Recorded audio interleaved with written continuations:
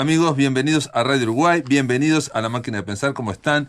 Llegamos al viernes aquí en La Máquina de Pensar y nada, vamos a tener una pequeña charla con un amigo, con un colaborador de La Máquina de Pensar, Ramiro Sánchez. ¿Cómo andás? ¿Andás bien? ¿Cómo andás, Pablo? Todo bien, por suerte. Tanto tiempo. Hace un tiempito que no vengo, ¿verdad? Que no pasabas por la máquina. La idea, el pretexto, digamos, para charlar con Ramiro es que va a dar un taller de creación de ciencia ficción, horror, fantasía y slipstream y otras cosas más que coordinará las librerías Las Karamazov. Exactamente. Y mira, yo en Las Karamazov tengo allá desde hace bastante tiempo, desde que abrió la librería, talleres de distinto tipo. En general han sido de lectura. Di, por ejemplo, uno sobre Lovecraft y la filosofía. Hoy, que es el cumpleaños de Lovecraft. Hoy es no. Y después sigo coordinando grupos. Hay grupos que se mantienen también desde casi que abrió la librería. Y hay que decir, perdón, que la librería Las Karamazov queda en Rivera 2670, esquina de Soca. O sea, Rivera y Soca, ¿no? Exactamente, bien fácil de ubicar. Y bueno, charlando con qué se podía hacer. Bueno, di un curso sobre el Ulises de Joyce el año pasado. Eso duró como varios meses. Eso fue un curso muy lectura, formal, ¿no? digamos, Sí, claro. Eran 3 meses, íbamos a leer un capítulo por día, más o menos, una cosa así. Y lo cumplimos. O sea, salieron 7 personas que no habían podido leer el libro, salieron habiéndolo leído completo. Bien. Hicimos camisetas. Perfecto. Sí. Así que bueno, ese fue un poco el objetivo y este año, una de esas también más hacia fin de año se vuelve a dar, vamos a ver. Pero por lo pronto la propuesta ahora es un taller de creación y no un curso en un sentido formal, o sea, no tiene fechas. Vos talleres literarios nunca habías dado. Eso me dijiste la otra vez, me llamó la atención. Jamás di. O sea, talleres literarios de creación literaria, de producción, ¿no? Siempre di talleres de lectura, por ejemplo, había dado uno de ciencia ficción hace muchos años, cuando existía el Café La Diaria, por ejemplo. Mirá, sí, y después grupos de lectura siempre estuve coordinando y vinculando. Pero este sería el primero de creación, lo vengo pensando hace ya bastante tiempo, y bueno, se va a tratar de algún modo de centrarse en literaturas distintas, en Todos Somos Raros, digamos. Claro, yo me acuerdo cuando hacías la columna aquí, Los mitos del futuro, que ahí, entre otras cosas, se planteaba eso, no solo la ciencia ficción, no solamente la fantasía, sino otros subgéneros que aparecen ahí como... Aquella columna que hacíamos acá, con todo, yo te diría que un 80% era ciencia ficción. Sí, es cierto. Y aparte como que hiciste como un repaso de la época dorada, haciendo después por lecturas personales y por hipótesis de a dónde está yendo un poco la cosa, sobre todo a nivel latinoamericano, yo me he ido interesando mucho más por lo que podría llamarse el weird, o sea, lo que... es el tipo de ficción que no es horror, pero tiene ese componente inquietante, que es especulativo, pero no es del todo ciencia ficción, que también tiene una apertura imaginativa muy grande, pero no es estrictamente fantasía. O sea, es ese intergéneros que si tiene ese componente inquietante se llama weird o new weird, y se llama slipstream. O sea, Lebrero, por ejemplo, yo sostengo y lo he publicado en varios artículos que andan por ahí, que entra perfectamente en esa definición de lo que sería el slipstream. Él se enojaba un poco, no le gustaba la idea de la ciencia ficción. Estar vinculado con la ciencia ficción. Claro. Pero slipstream yo estuve viendo ficción de la extrañeza. Claro. Y lo otro serían los raros, digamos, weird. ¿No? Lo weird es lo raro también, lo extraño, pero siempre con esa marca de horror. Por eso en este taller... como una amenaza indescifrable. Exactamente. Siempre hay una amenaza que puede ejecutarse. No necesariamente es ese componente de thriller que puede tener el horror clásico, digamos, de que uno lo lee y se asusta, por decirlo de una manera simple. El weird tiende más que a asustar, a inquietar. Claro. Todorov no había hablado algo de lo extraño, había hecho la diferencia entre lo fantástico, lo extraño, Totalmente, bueno, el abordaje de Todorov es clásico, ¿no? O sea, y de algún modo da muy bien cuenta del fantástico, llamémoslo clásico, ¿no? De Hoffman, etcétera. Pero, incluso el siglo XX, los cuentos de Cortázar. ¿No? Pero un poco Todorov para decir que, digamos, cuentos que son, digamos, por fuera del fantástico, porque no ocurre nada fantástico, nada Puede fuera de ser lo normal, pero hay una cosa inquietante. Sí, una atmósfera. Que tiene que ver con una otra dimensión de las Lovecraft, cosas. que es un poco el creador del weird, o sea, él en su ensayo clave, que es el horror en la literatura, el horror sobrenatural en la literatura, ahí habla mucho de esa idea de la atmósfera, donde se debe crear la inminencia de algo horrendo que no termina de pasar necesariamente. ¿no? Él no siempre hace eso, ¿no? O sea, se puede leer la obra de Lovecraft en relación a lo que él teorizó y cómo él mismo rompió su propia teoría varias veces. Pero muchas veces Lovecraft lo hacía, digamos, por lo menos la primera mitad de cada relato parece siempre que así, ¿no? Es complejo, ¿no? Ahí había que ponerse a hablar de Lovecraft, pero bueno, la idea de la atmósfera creo que es una cosa que casi todos los Lovecraftianos, por decirlo así, es para el género que vayan, hacia el género que tiendan, lo agarraron. Y bueno, y la idea es buscar gente que tenga la inquietud de escribir y que además le interesen estos géneros. Ciencia ficción, terror, slipstream, weird, fantasía. Bueno, están los distintos tipos de fantasía, la alta fantasía, la fantasía épica, ¿no? Entonces, bueno, un poco reunirlo. Las famosas sagas esas también que están muy de moda, digamos, entre la gente más joven, entre los lectores jóvenes. Yo tuve una vez una oportunidad ahora no me acuerdo, voy a decirlo. Fue un amigo de Rodolfo Santulo que era francés, no sé si lo conociste, un muchacho joven que había escrito, entonces me decía que estaban de moda las sagas con animales, ¿no? O sea, donde quedan todos caminos de iniciación, pero donde yo le comenté, sí, yo conozco la de los gatos guerreros, sí, pero hay de gatos, pero hay de perros, hay de no sé cuánto, y que son varios libros y siempre son caminos de iniciación. Exacto, bueno, ese es un poco el patrón que siguen, ¿no? O sea, pero bueno, la idea sería esa, y pensar cuáles son ciertas herramientas más bien específicas de cada género. Por supuesto, ningún taller de escritura deja de leer, ¿no? Y de tener referencias a lectura, pero la idea sería concentrarnos en la escritura, en crear, en leernos, en compartir alguna técnica general y también específica de los géneros en cuestión, y que cada uno encuentre, como decía Lebrero en los talleres que vos conociste muy bien, que cada uno encuentre no sé si esa propia voz, pero sí ese propio camino de exploración, ¿no? A veces uno quizá dice, bueno, yo quiero hacer ciencia ficción, a mí me pasó, mi historia más o menos es esa, de surgir del deseo de escribir algo muy específico, basado en las lecturas que uno tenía, y luego eventualmente termina siendo otra cosa, ¿no? Claro. Pablo Dobrynin, por ejemplo, es un caso interesante. Yo lo conocí también en sus primeras publicaciones y tenía toda una impronta de ciencia ficción bradburiana, soft, digamos, ¿no? De los años 60, etcétera, y termina escribiendo un libro como El mar aéreo, que es otra cosa, ¿no? Bueno, ahí sí es Slipstream, ¿no? es el weird. O lo que sea, entonces, digamos, de algún modo sensibilizarnos a dónde podemos ir, ¿no? Y qué es lo que hacemos, cambiándole, apretándole una tuerca, soltándole un poco por el otro lado, que se genere otra cosa. Me interesa mucho también trabajar procedimientos de escritura a cuatro manos, técnicas que superen un poco esa idea del escritor solitario también, ¿no? O sea, bueno, esa idea del escritor solitario, digamos, yo creo que está en cuestión y desde hace mucho tiempo y digamos, tardíamente para la literatura, porque en arte conceptual, en arte visual, está mucho más, eso ya se ha trabajado muchísimo más. Pero se empiezan a ver 50 años antes, por lo menos estamos hablando de el cuestionar el autor como la única fuente o sin como duda. Un autor que genera su propio canon, en fin. Fíjate que las redes, bueno, Internet y las redes en general han propiciado o facilitado mucho la aparición de proyectos de colectivos, de novelas colectivas, ¿no? Uno puede buscarla, la lista de novelas más largas de Wikipedia incluye varios proyectos colectivos, por ejemplo.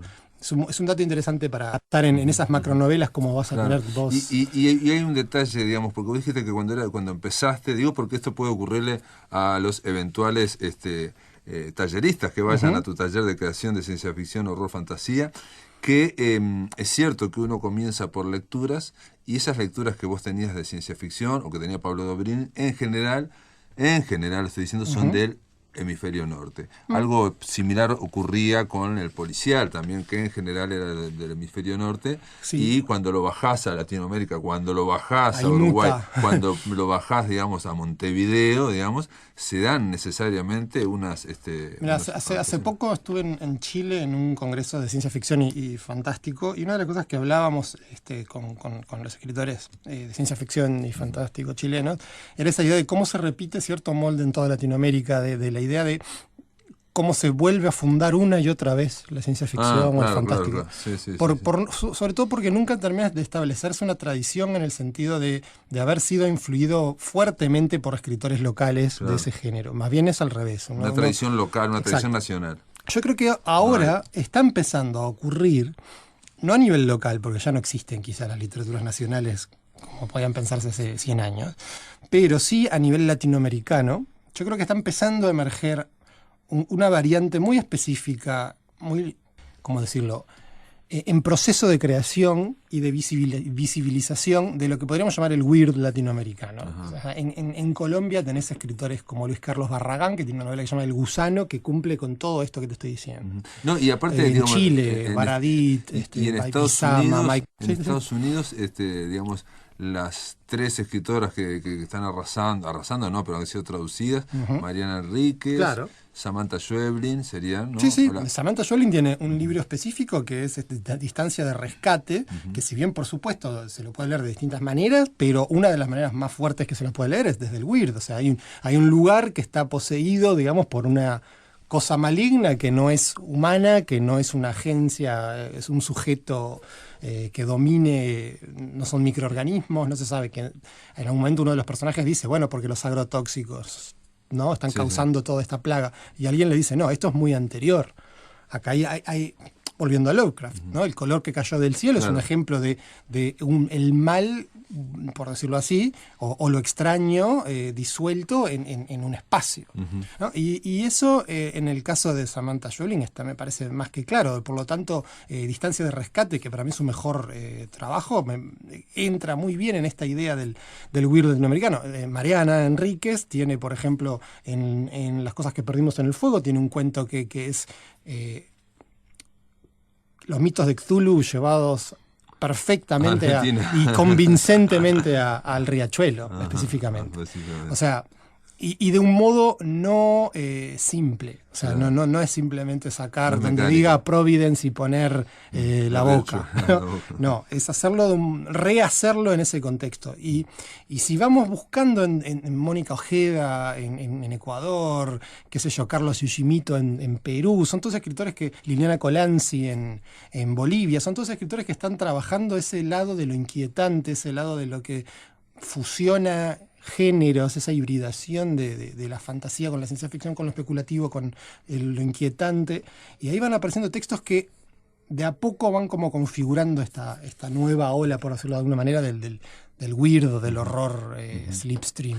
Claro, viste que vos para hablar de esto empleás como 3 o 4 subgéneros. Porque esa es la gracia del weird, que no es... Exacto, no es algo muy definido, digamos. Por supuesto. Y por eso vos vinculabas, por ejemplo, con Lebré, lo que podía ser, digamos... Tal cual. Y yo diría que iría para atrás. Kafka, en algunas cosas de Kafka, son inquietantes y no pasa nada, digamos, salvo el protagonista que se siente de repente... lo que pasa es que siempre las tradiciones, como vio Borges en Kafka y sus precursores, las escribimos muy fácilmente para atrás. Claro. Entonces ahí mismo Coleridge, ¿no? Podemos poner el Orlá, ¿no? O sea, todos estos cuentos incluso del terror decimonónico pueden fácilmente meterse en esto, pero la idea es cuando se trabaja de un lado un poco más específico del género y uno ve estas antologías New Weird o lo que fuese, donde los autores ya trabajan desde la idea de estar dentro de una tradición, ¿no? Pero por supuesto yo me voy hablando de esto porque me interesa en particular, pero la idea del taller también es a aquel que le interese la ciencia ficción dura, que de algún modo también se está poniendo un poco de moda. Me parece que la reacción un poco a todo este weird raro de la literatura fantástica contemporánea, un poco la reacción contra eso también es este nuevo éxito que está teniendo últimamente en el mundo hispano, por ejemplo, y en Estados Unidos también, la ciencia ficción china. Si uno mira a Cixin Liu, por ejemplo, el problema de los 3 cuerpos, etcétera, es una ciencia ficción dura, como la podía haber escrito Arthur Clarke o Asimov en los 50. Está ayornada, etcétera, etcétera, pero la matriz es, bueno, esto es ciencia ficción dura, la vieja ciencia ficción basada en hechos científicos, extrapolados, etcétera. Así que no es por restar la actualidad a los géneros más en su lado puro, ciencia ficción, fantasía, terror. O sea, si vamos a tener participantes del taller que que vayan para ese lado, va a estar todo contemplado, por supuesto. Porque también, digo, hay una influencia que quizás acá no digo, estamos hablando de libros, pero que es fundamental, que es, por ejemplo, las series, ¿no? Por supuesto. Entonces, digamos, es imposible olvidar que Game of Thrones fue, digamos, es la serie de los últimos décadas. Y ahí tenés una manera de reformular la fantasía épica a la Tolkien, digamos, ¿no? O sea, claro. y incluso es interesante cómo uno mira el final de Game of Thrones, o las dos últimas temporadas, o la última temporada, y todas las vueltas hacia Tolkien una vez más, ¿no? Por ejemplo, en el último capítulo, por momentos uno sentía que estaba viendo la batalla del abismo de Helm, que es la que está en las dos torres. Entonces, de algún modo, cómo los géneros también vuelven a sus matrices más basales, ¿no? Pero sin duda lo que vos decías lo que decís de las series es fundamental. O sea, mismo una serie como Dark, por ejemplo, alemana, que está en Netflix, o Stranger Things, de algún modo.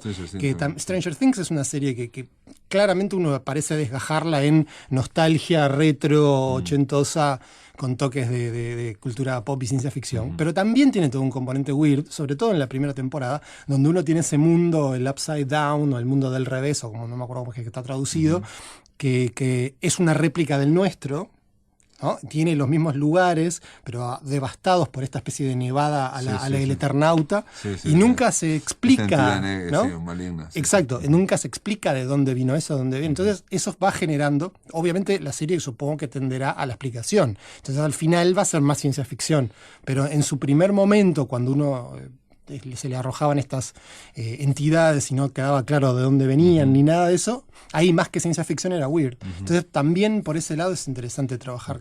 Hay también, por ejemplo, pensé en las series porque me mencionabas la ciencia ficción china, y bueno, hay una película, ahora no me acuerdo, una película The Wandering china, Earth, esta de la Tierra Errante. que tienen que llevar, la tienen que llevar a la Tierra, que también es ciencia ficción cuadrada, pero hecha con un nivel, digamos, y con un nivel de imaginación, o por lo menos de cantidad, viste, que solamente parece que los chinos pueden pensar. Bueno, porque está la industria. ¿no? Pero aparte de la cantidad, digamos, pensando en problemas que pueden resolverlo 12 héroes, y cada uno de los héroes va fallando y va muriendo, pero se resuelve gracias a que cada uno que va fracasando va dejando que el otro pueda hacerlo. La obra más paradigmática de esto, que es El problema de los tres cuerpos, y las dos continuaciones, ¿no? Esa trilogía abarca miles de años. Claro, abarca miles de años. Eso parece volver a la ciencia ficción de Clarke en El fin de la infancia, en La ciudad de las estrellas, ¿no? Esa cosa cósmica, por decirlo así. Y pensar también la eliminación de la especie humana, o que se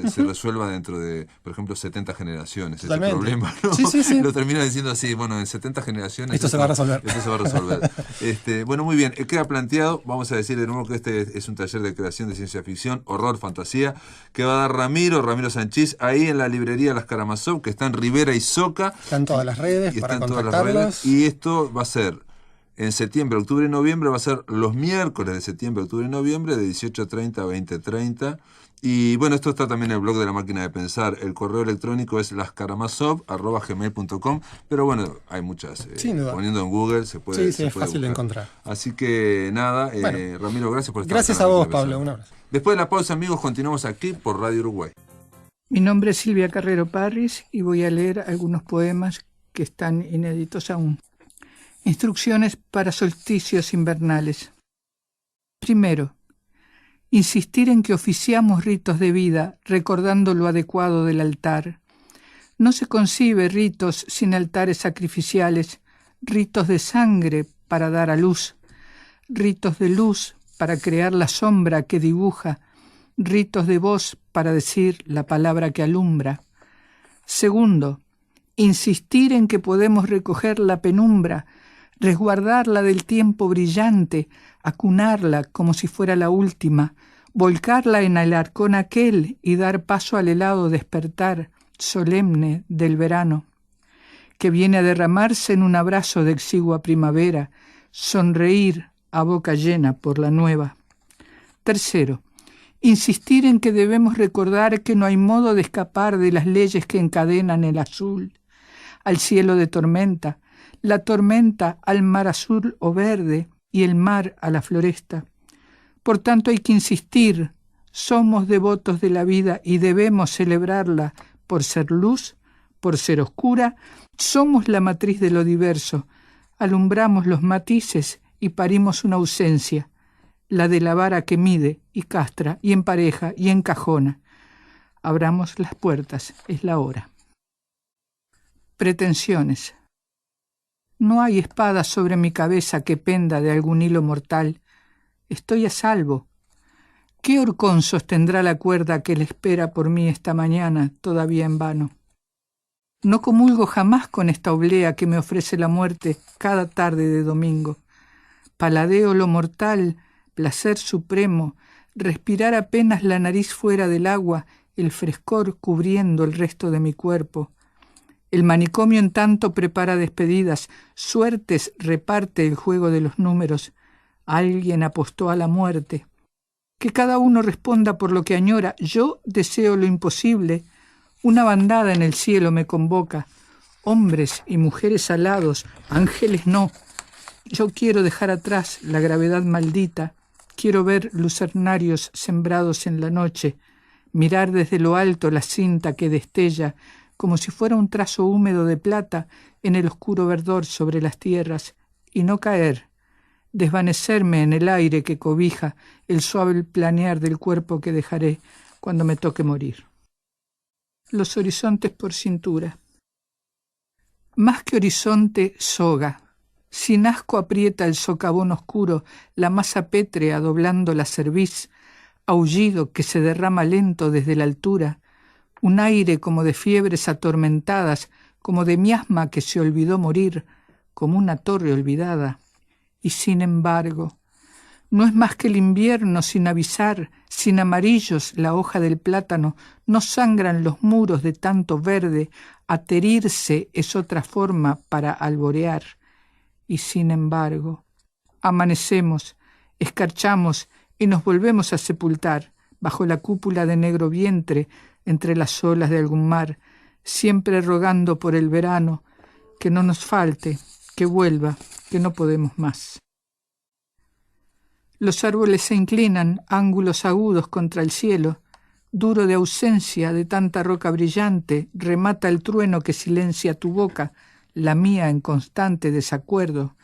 El silencio repentino rueda por paralelas, el llanto de los trenes se atesora, viejos enjollados de flores silvestres los rieles trepidan al paso de la máquina, los míos en constante divergencia.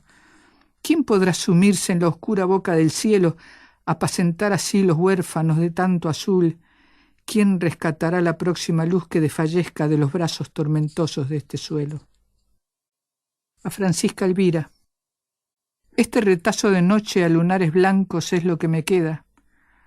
Un pequeño rectángulo centenario que mi madre guardó de su madre, solo un leve retazo de seda. Abuela, bruja inválida, abuela curandera sin permiso, llegas en la boca de mi madre, perfumada de azahar, de limón, con un toque de vainilla. Desde tu silla inmóvil bajo el reloj detenido santiguas el aire que me avienta el tiempo a la cara, este tiempo que no me deja respirar. Desencuentros temporales. Desde un tiempo extinto, hace ya 1000 años, llegan a mí universos paralelos en los que seducíamos la concurrencia del tugurio y nos seducíamos, o cuando clamábamos por amor, pero no nos amábamos. Sin embargo, el recuerdo nos libera de la carga del pasado. Solo lo amable perdura. Si la prisión de la carne muerta lo permitiera, ojalá recordaras aquel pacífico momento en que tú y yo gozábamos de un poco de aire en el espacio abierto de la madrugada. Un único paso en su nombre. Un único paso en su nombre, nada que sea muy serio, apenas un paso exangüe, un suspiro en movimiento, un desmayo por cesantía de toda el alma y del cuerpo agobiado de murallas y de espejos. Rota pared que no concilia, un hueco en el aire que exhala y un cielo morado que inspira, la muerte que llega de manos abiertas, de pasos atentos, de lágrimas secas, un único paso en su nombre que termine con lo que nunca empiezo. Entre sombras asoma la línea. Una luz la insinúa en la penumbra. Sufre la ciénaga esa aguda piel vertical hundiéndose en su seno. Nada se mueve mientras la miro. Todo se oculta bajo lo húmedo hasta que el cielo envía un reflejo que emparenta cada gota mínima con el agua floja del pozo muerto. Donde cayó el reflejo, el sol nombró la gota, y la hoja y el tronco enamorado de la hoja. Allí recostó el aire su perfume verde y agitó alas la voluntad. Pero tan breve fue la luz, tan extenso fue lo inerte, que apenas un instante se sostuvo rojinegra. Cayó sobre mi espalda, se deshizo en sueño, mala fortuna, y el polvo de libros muertos de carcoma se alzó bajo el peso leve de sus alas y volvió a yacer a la espera de algo que la salve del último ahogo. Camina como si vadeara fango, como quien rema en arenales, empuja el aire que no le cede espacio, se detiene a veces mirando atrás, recuesta el alma contra algún árbol, abandonando el tiempo a su suerte, mientras una bendición de agua se derrama desde la frente hasta la cima de la boca en sal. Sueña como si volviera del insomnio, como si no tuviera un armario y nada que airear en él, como si no hubiera más que subirse a los pretiles, llevando una voz consigo en ese desierto de árboles sin adornos que espera, al otro lado de la calle, justo donde está la puerta y detrás una marea de silencio azul. Aquel depredador se dedicó a buscar un alma, un poco tonta, algo liviana, para poder doblar y desdoblar, guardarla en el cajón de la ropa interior o colgarla por el cuello en el perchero. Se dedicó a buscar un cuerpo que pudiera dar descanso a su cuerpo de guerrero doméstico, dulce solaz en madrugada helada, vuelto maquiwara perfecto en la mañana. Lo trabajó a fondo cada día y consiguió un desvalido ejemplo de bonsái. Lo trabajó a fondo cada noche y concibió. Aquella alma encerrada en aquel cuerpo desterrado sufrió de ceguera progresiva, desapareció mujer pese a parir, se volvió cosa, y cosa fue durante tanto que no oyó venir batiendo la tierra con pezuñas de acero un futuro de dolor para sus hijos, no oyó por aturdida, por no estar ni ser, el sordo clamor de su fruto más preciado, primer sobreviviente del tríptico nacido del oscuro, sin embargo brillando en cada noche, tan del fondo del aljibe, tan de luz para alumbrar el túnel del escape. ¿Se puede acaso enderezar un alma, hacer el camino de regreso, volver de cosa a mujer? ¿Se puede quizá quebrar la curvadura de una espalda, enderezarla a fuerza de querer? Es difícil saberlo, pero el tiempo que pasa no borra infamia ni cicatriz, sepulta en lo profundo aquel dolor que crece sin saber por dónde echar su flor nocturna. ¿Cómo hacer justicia? O mejor, ¿cómo ajusticiarnos y evitar que otra vez nos dediquemos a lustrar el próximo eslabón todavía verde y puro y fresco e inocente que engarce otra más en la cadena que adorna al bruto de la especie? Quizás solo quede pedir perdón. Autocrítica. Boca silenciosa, cauce roto que anega la mano que escribe, verbo áspero y cansino, dolor de parto que sana, ardor, cauterio, crisol, clamor que acalla lo que no quise decir, lo que no debí saber, lo que aprendí, sueño difunto, registro de máscaras polvorientas, juego de luces cómplices, mis poemas.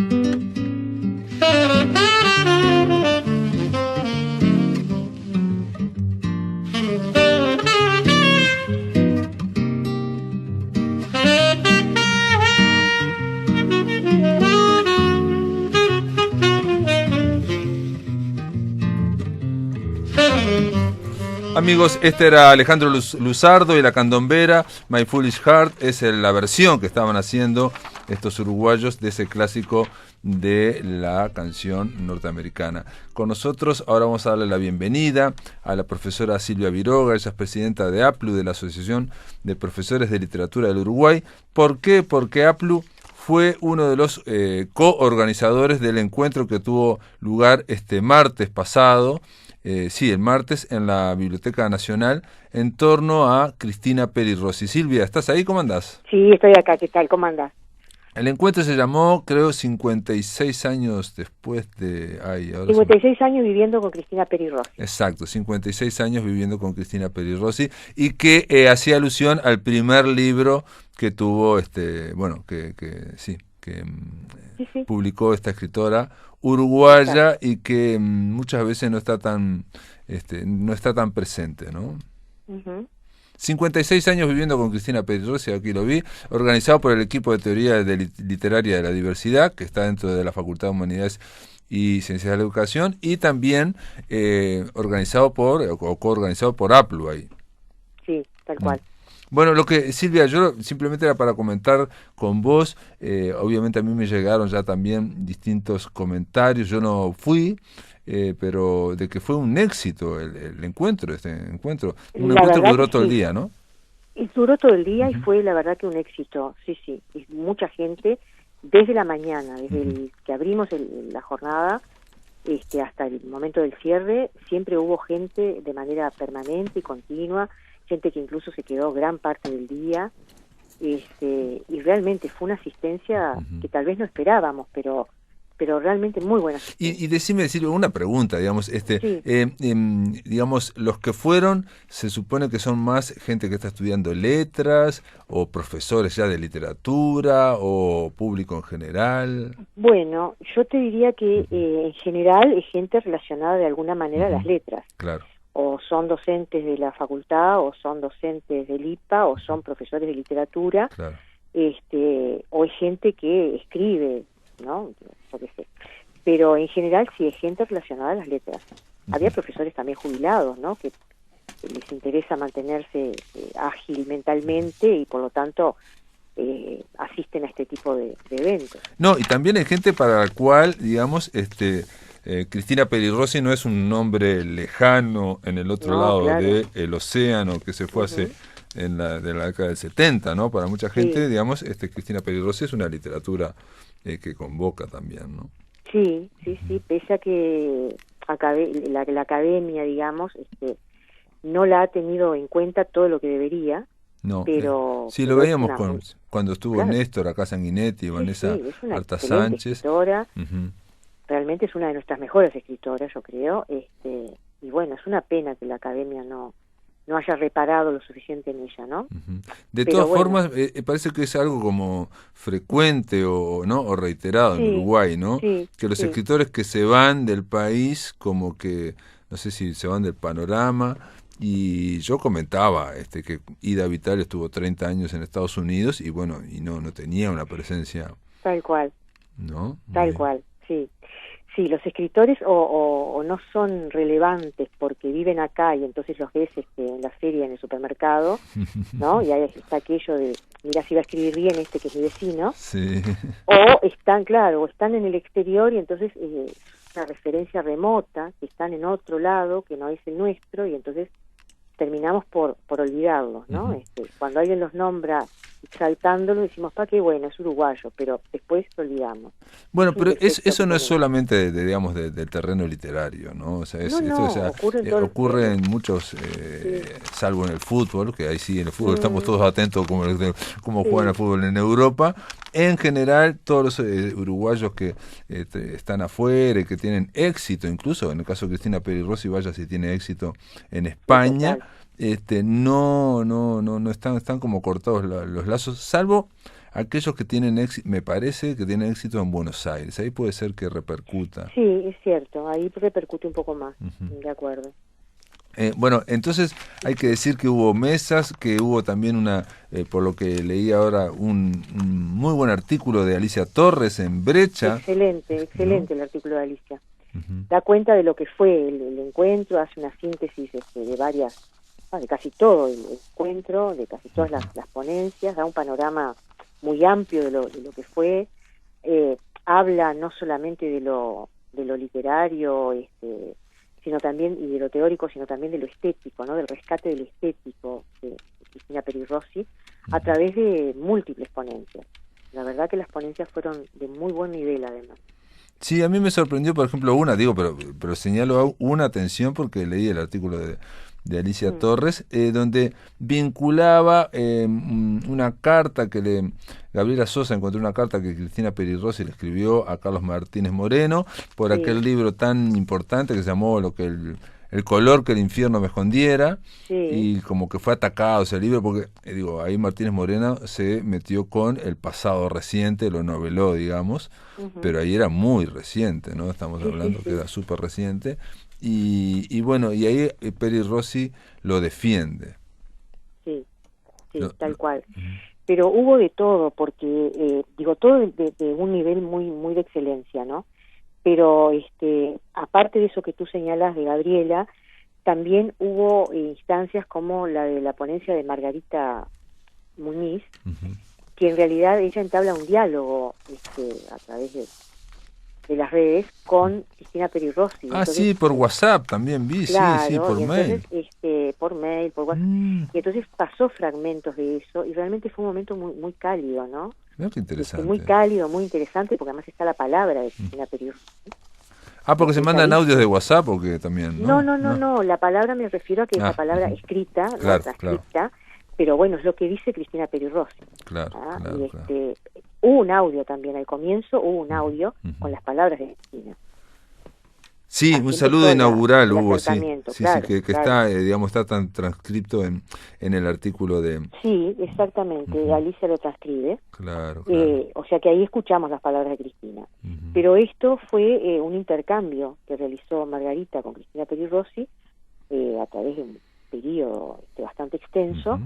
y bueno, y tuvimos la oportunidad de ver escrito allí lo que Cristina decía, ¿no? Y fue realmente un momento de placer afectivo, si querés, Ujú, ¿no? ujú. Pero Sí, muy afectivo bueno y a también. veces también ilumina, ¿no? A veces digo, no Claro, siempre el fue muy escritor iluminador. es el mejor intérprete de su obra, ya lo Sí, sí. sabemos, pero yo creo que siempre es una voz que se puede escuchar o tiene para aportar, ¿no? Sí, porque además cuenta anécdotas de su adolescencia y de su juventud, anécdotas como militante. Digo, hay un rescate del pasado de Cristina a través de las propias palabras de la autora, ¿no? Sí, Estuvo muy bueno, realmente. estuve viendo también que Claudia Pérez hace un enfoque desde el punto de vista, digamos, como escritora a Cristina Peri Rossi como poeta lesbiana o ella como Sí. académica lesbiana. Ella Y empieza empieza el encuentro rescatando a Cristina Peri Rossi como escritora lesbiana. Sí. Ella lo destaca especialmente, que también Alicia transcribe las palabras de la doctora Claudia Pérez en el comienzo del encuentro. Sí. Efectivamente, allí ella lo que destaca es el hecho de tenerla en cuenta como escritora lesbiana, ¿no? Es decir, no. Sí. Ella dice, textualmente dice, muchas veces tememos decir la escritora lesbiana, nos parece que va en desmedro de su libertad poética o que no compete a su calidad artística, pero Claudia Pérez decía, yo digo poeta lesbiana en un marco postestructuralista porque a pesar de haber mantenido siempre la tensión entre la categoría y la multiplicidad, la considero una escritora lesbiana, y bueno, está, y ahí sigue fundamentando por qué. En otro momento, en un saludo que da la propia, en el saludo inaugural que da la propia Cristina Peri Rossi, al final obviamente ella está pasando un percance, digamos, de salud, pero ya yo me estuve comunicando con Lil Castagnet y que ya prácticamente creo que hoy estaban o mañana en la casa, o sea, ya estaba en su domicilio. Y ella dice, Cristina Peri Rossi dice, gracias por haber nacido en Montevideo y llevarlo en el corazón como el amor más querido, ¿no? Ella da las gracias y dice, la literatura es quizás el último reducto de resistencia a la banalidad y al narcisismo. Celebremos juntos su persistencia. Un abrazo para todos, los quiero. Sí, esas fueron las palabras de Peri Rossi, que envió como saludo y como acto inaugural de este encuentro, ¿no? Que no en vano está llamado encuentro y no necesariamente jornadas académicas, ¿no? Digo, se le puso encuentro a propósito. Porque en realidad, ¿en qué sentido? Porque en realidad más que unas jornadas académicas que sin duda lo fueron, y de muy buen nivel, vuelvo a repetir, en realidad se buscó que esto fuera sobre todo encontrar a esta escritora, tal vez por el sentimiento de que en algún momento la perdimos, ¿no? La perdimos en el sentido de que no le hemos dado el valor y la importancia que realmente tiene. Encontrarnos en el sentido también de reencontrarnos, ¿no? Claro. En el sentido más próximo que jornada. Sí. Exacto. También igual me dijo Néstor Sanguinetti que igual hay como una idea de hacer en algún momento algo, otro, no sé si otro encuentro, no otra, ¿cómo es? Una cuestión más académica o algo así. Creo que me dijo para octubre que estaban pensando. Pero bueno, eso lo hablaremos la semana que viene porque va a estar con nosotros Claudia Pérez el mismo lunes y le voy a preguntar a ella, estaremos hablando de esa propuesta, ¿no? Que hay. Pero de todas formas me parece importantísimo que y quiero destacarlo y quiero felicitar también Silvia Viroga a APLU, la Asociación de Profesores de Literatura del Uruguay, porque a veces pesa la idea de que bueno que el canon son aquellos escritores que ya se murieron o que están consagrados y aquí estamos viendo una actividad clara de la Asociación de Profesores de Literatura del Uruguay y también de la universidad, en este caso la Facultad de Humanidades, para reivindicar o traer al panorama uruguayo, ¿no? Montevideano, uruguayo, una escritora que sigue activa y sigue trabajando y acaba de editarse un libro aquí en ¿no? Por Estuario, ¿no? Sí. No, ya que lo mencionas, digo, te agradezco en nombre de APLU las palabras, y te digo además que no es la única jornada que APLU organiza o auspicia, ¿no? Es decir, en realidad, cada vez que nos piden auspicio para cualquier actividad cultural importante dentro del país, nosotros encantados auspiciamos y organizamos si podemos, ¿no? Claro. Pero digo, auspiciar siempre lo hacemos, porque consideramos que esa es nuestra función, digo, somos la Asociación de Profesores de Literatura del Uruguay, por lo tanto todo lo que tenga que ver con la literatura es bienvenido siempre a APLU, ¿no? Y sea que se haga acá o fuera de acá. Me decías ahora, digo, simplemente quiero comentarles a los amigos de La Máquina de Pensar, solamente nos quedan 2 minutos ya, pero comentarles que primero agradecerte porque yo sé que estás en una actividad precisamente organizada por APLU, una actividad interna, y que nos comentanos qué hace APLU, qué hace la Asociación de Profesores de Literatura cuando organiza estos, por ejemplo, cursos para... ¿Qué está haciendo ahora?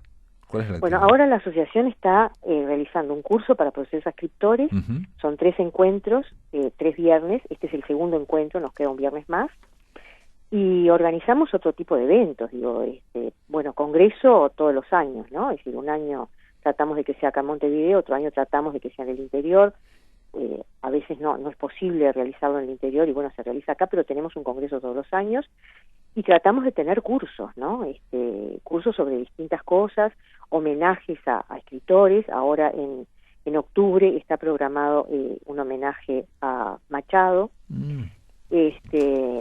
Hubo... ¿Y dónde lo van a hacer el homenaje a Machado? Acá en APLU, en la sede de APLU. Ah, mirá qué bien. Y auspiciamos también el encuentro con Silvia Arce, creo que es una profesora del exterior que vino y dio una charla en el Instituto de Profesores Artigas. Y fue una charla impresionante, ¿no? Con una cantidad de gente que colmó el salón de uso múltiple. ¿Y sobre qué fue la charla? Sobre la importancia de la mitología en la educación, los mitos, el logos. Mirá qué bien. Pero muy interesante y realmente, nosotros siempre, insisto, auspiciamos todo ese tipo de eventos, financiamos en la medida de nuestras posibilidades todo lo que podemos, ayudamos en todo lo que podemos, publicamos una revista 3 veces en el año que se llama SIC.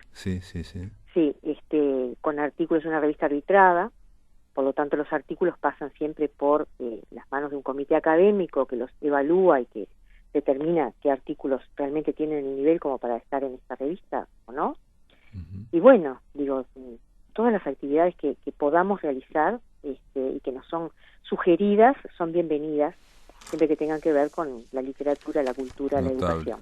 Notable, me interesó mucho lo de Antonio Machado, así que bueno, obviamente nos mantenemos en contacto. Nos vamos a mantener en contacto porque ¿no? es una voz que también tiene que estar, sí, porque claro. Antonio Machado es impresionante. Y Cristina Peri Rossi, digamos, la semana que viene vamos a estar hablando con Claudia Pérez, con Lil Castañet, que es la encargada de hacer la antología poética que salió por vamos a estar hablando también con Andrea Arismendi, todas estas estuvieron en el encuentro, ¿no? En este caso. Me parece precioso porque además Claudia Pérez, además de abrir el encuentro, también hizo una ponencia.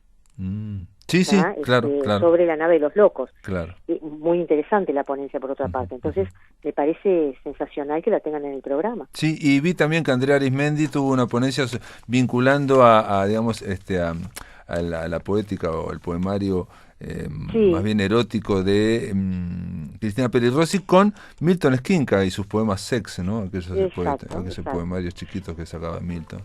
Hubo también una mesa de poetas, de mujeres, y hubo también una lectura performática. Hubo de todo en Qué bien. Bueno, Silvia Viroga, presidenta de APLU, de la Asociación de Profesores de Literatura del Uruguay, nuevamente felicitaciones y gracias por estar en la máquina de pensar. Muchas gracias a ustedes, muy amables. Amigos, se terminó la máquina, el lunes continuamos a partir de las 19 horas por Radio Uruguay, espero que lo pasen muy pero muy bien.